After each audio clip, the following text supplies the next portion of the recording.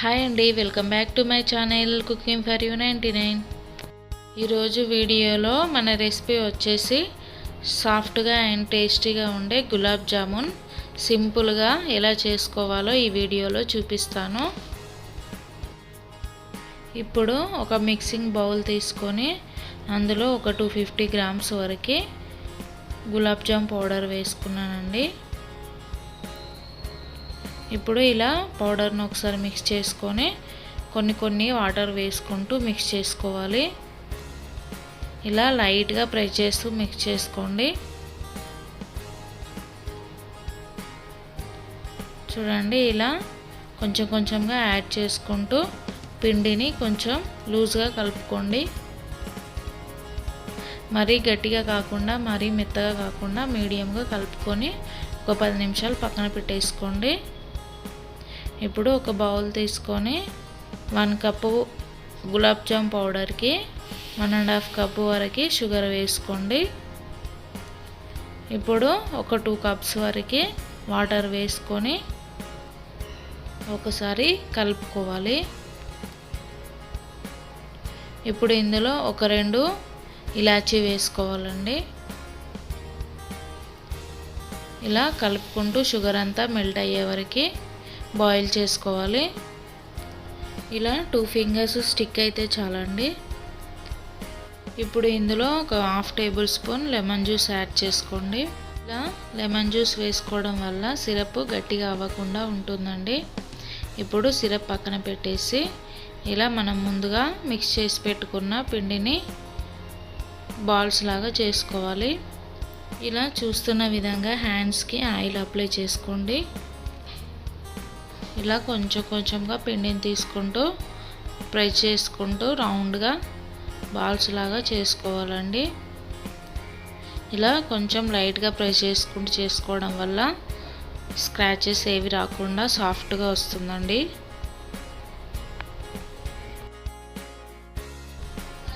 ఇదిగోండి, ఇలా చూస్తున్న విధంగా లైట్గా ప్రెస్ చేసుకుంటూ రౌండ్గా బాల్స్ లాగా చేసుకోవాలి. ఇలానే అన్ని బాల్స్ను ప్రిపేర్ చేసుకోవాలండి. చూడండి, ఇలా బాల్స్లా చేసుకొని ఇప్పుడు డీప్ ఫ్రైకి సరిపడా ఆయిల్ తీసుకోవాలి. ఆయిల్ కొంచెం హీట్ అయ్యాక ముందుగా ప్రిపేర్ చేసుకున్న బాల్స్ను ఒక్కొక్కటిగా వేసుకుంటూ ఇలా ఫ్రై చేసుకోవాలండి.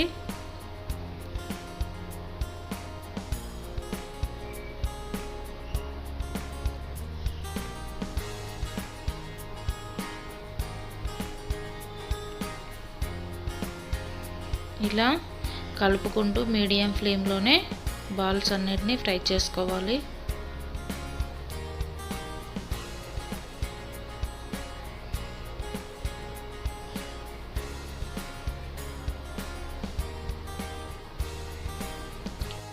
ఇలా మధ్యలో కలుపుతూ మంచి కలర్ వచ్చేంత వరకు ఫ్రై చేసుకోవాలి.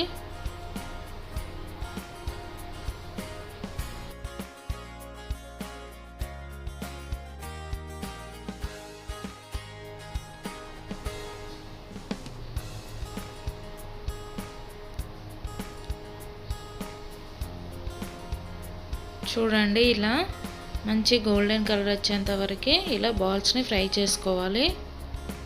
ఇప్పుడు వీటిని వేరొక ప్లేట్లోకి తీసుకోవాలి. అలాగే మిగతా వాటిని కూడా వేసుకొని ఫ్రై చేసుకోవాలి.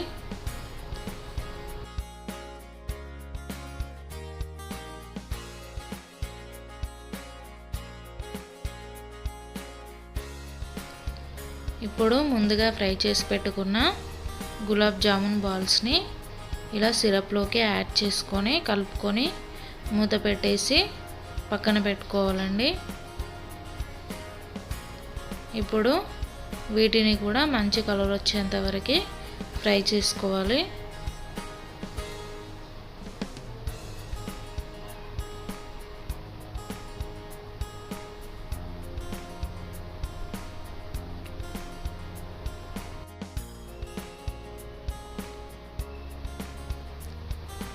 ఇప్పుడు వీటిని కూడా సిరప్లోకి యాడ్ చేసుకోవాలి. ఇలా వేసుకున్నాక అన్నింటినీ సిరప్లో ఒకసారి కలిసేలాగా కలుపుకోవాలి.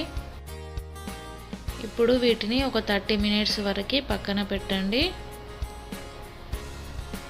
చూడండి, ఒక 30 మినిట్స్ తర్వాత గులాబ్ జామున్స్ ఎంత సాఫ్ట్గా స్పాంజీగా రెడీ అయ్యాయో.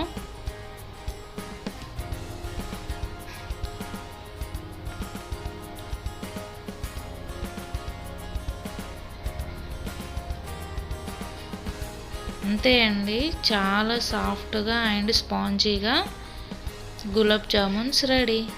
నా ఈ వీడియో కనుక మీకు నచ్చినట్లయితే ప్లీజ్ లైక్ చేయండి, షేర్ చేయండి, సబ్స్క్రైబ్ చేసుకోండి. Thank you for watching.